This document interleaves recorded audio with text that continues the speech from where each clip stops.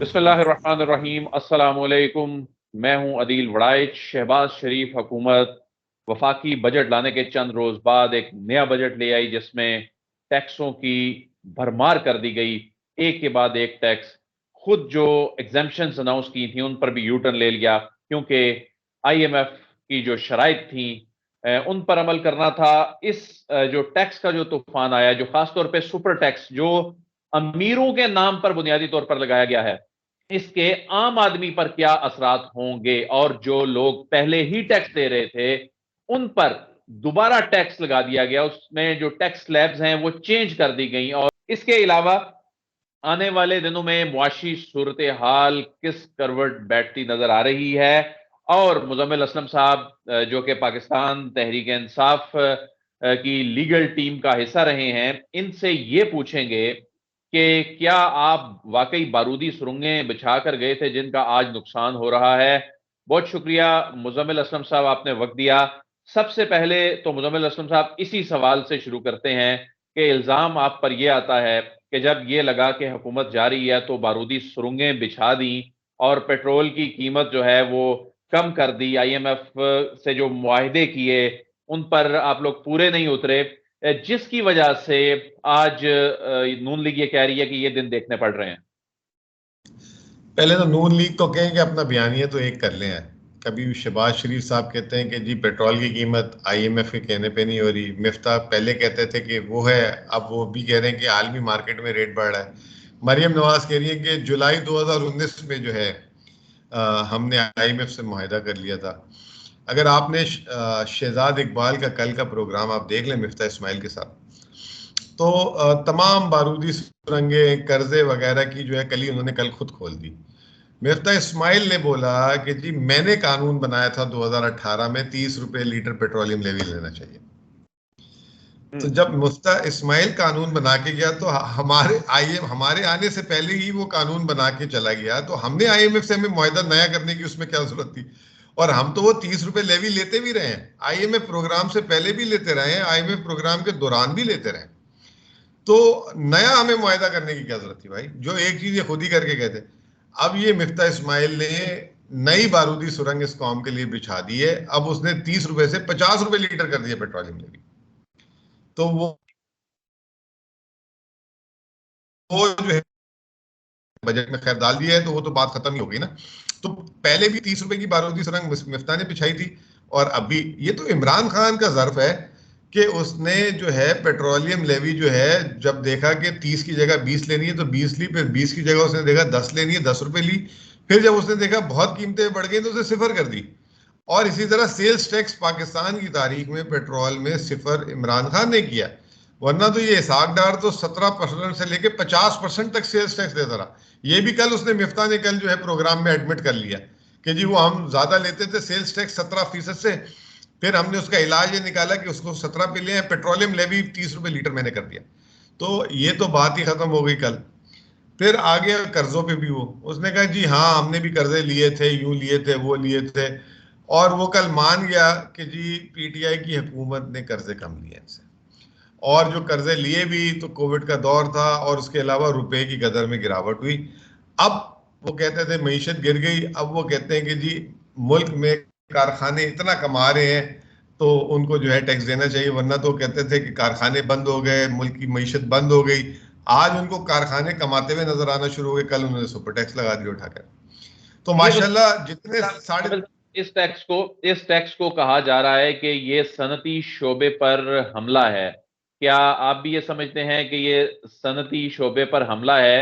और ये कहा जा रहा है कि ये तो अमीरों पर टैक्स लगाया गया है, लेकिन उस अमीर ने, उस कंपनी ने, उस फैक्ट्री ने जो प्रोडक्ट तैयार करनी है वो जानी तो आम आदमी के पास है। तो क्या वो अमीर आदमी आम आदमी से वो टैक्स वसूल करेगा?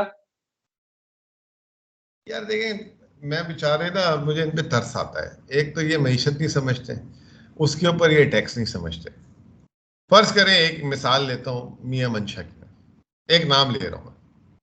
मियां मंशा का एक कारखाना तो नहीं है ना, कोई 10 कारखाने हैं उसके, ठीक है। फिर इस तरह उसका बैंक भी है। अब वो हर कारखाने का और बैंक का एक शेयर होल्डर है वो, ठीक है। एज अ शेयर होल्डर उसको मुनाफा मिलता है वहां से, ठीक है। फिर जब वो मुनाफा मिलता है तो वो फिर इनकम टैक्स की रिटर्न में दिखाता है अपना। तो वो जो है कंपनी कभी अमीर नहीं होती, उसका शेयर होल्डर अमीर होता है। आप जब उसके मुनाफा उसने दिखाया अपनी इनकम टैक्स रिटर्न, उसको अमीर को टैक्स लगाए ना, आप उस कारखाने को लगा के उस कारखाने को आउट कर रहे हैं मार्केट से। अब क्या होगा? अब ये होगा कि जब कारखाने पे ज्यादा टैक्स लगेगा तो कारखाना तौसीन नहीं करेगा, एक्सपेंशन जिसे कहते हैं। फिर वो जो है कोशिश करेगा कि उस पर जो नया टैक्स है वो अपने शेयर होल्डर का, उसके ऊपर प्रेशर होगा कि आप मुझे मुनाफा दो पहले की तरह। वो कीमतें बढ़ाएगा।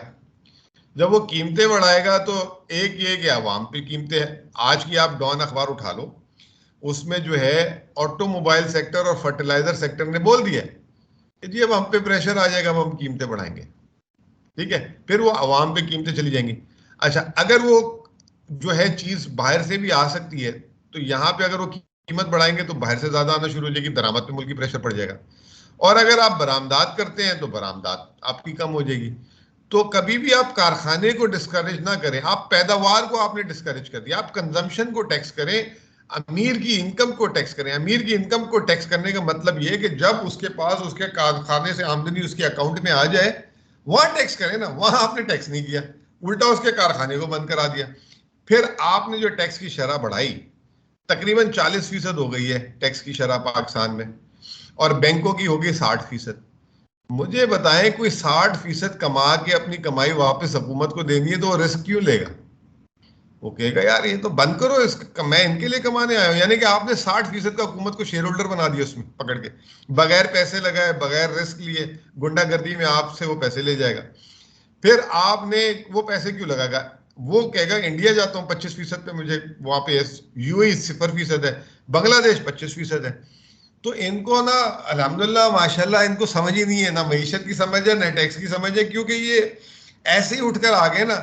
एक मुझे बता दें, मिफ्ता इस्माइल के पास या शहबाज शरीफ ने एक बनाई थी अभी आते एडवाइजरी काउंसिल, जिसको हर हफ्ते उसने बैठ के लीड करना था, किसी एक को भी बिठाया हो इसने उसके अंदर?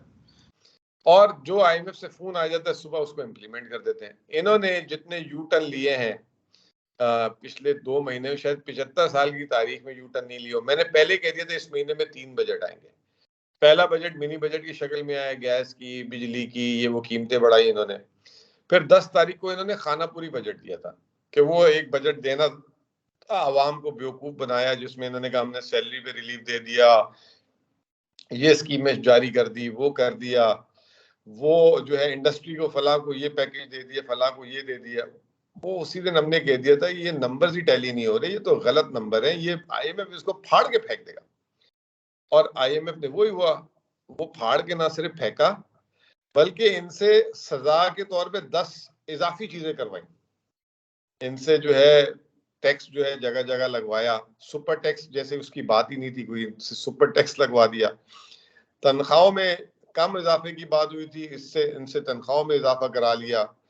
अभी जो है डिटेल में बजट आएगा। आज की खबर आ रही है कि जिनको ज़कात मिलती है अब उनको जो है एहसास के प्रोग्राम नहीं मिलेंगे, ईद के पैसे नहीं मिलेंगे जो तहरीक इंसाफ 12,000 रुपये देती थी।